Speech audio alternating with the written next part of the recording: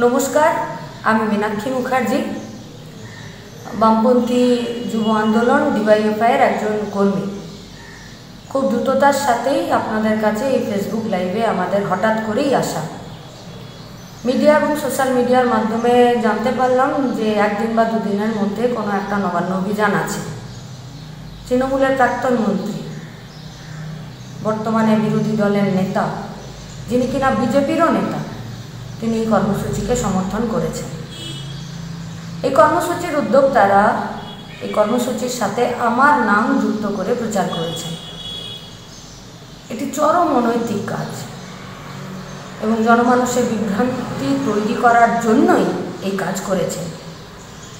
এই অনৈতিক কাজকে আমরা আমাদের সংগঠনের পক্ষ থেকে, ডিওয়াইএফআই পক্ষ থেকে আমরা ধিক্কার জানাচ্ছি, প্রতিবাদ জানাচ্ছি। আরজিকরের ঘটনায় 9 তারিখ থেকেই এসএফআই ডিওয়াইএফআই অ্যাডওয়া রাস্তায় আছে।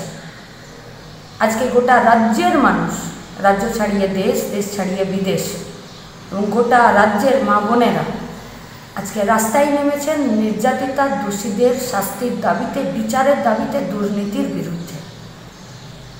ফলত এই বিরাট লড়াইকে ভাঙার জন্যই এই ধরনের বিভ্রান্তি তৈরি করারই অপচেষ্টা থেকে তারা এই কাজ করেছেন বলে আমার মনে হয়।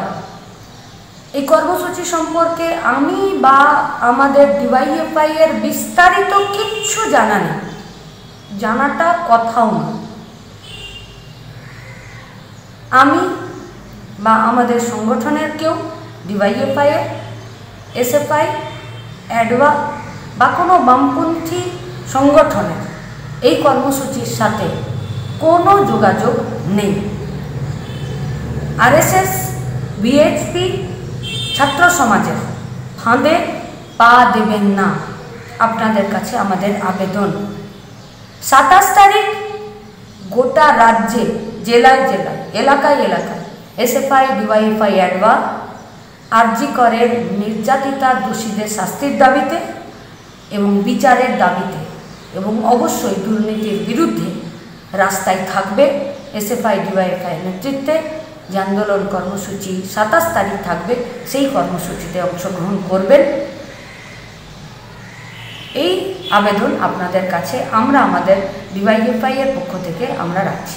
এই ভিডিওটিকে লাইক করুন, আপনার গুরুত্বপূর্ণ মতামত কমেন্টের মাধ্যমে আমাদের জানান এবং আমাদের চ্যানেলের ভিডিও সবার আগে দেখার জন্য ইউটিউবে গণশক্তিকে সাবস্ক্রাইব করুন, ফেসবুকে ফলো করুন এবং শেয়ার করুন আপনার পরিচিতদের মধ্যে। আমাদের চ্যানেলে আপলোড হওয়া ভিডিও নোটিফিকেশন পেতে বেল আইকনটি ক্লিক করতে ভুলবেন না।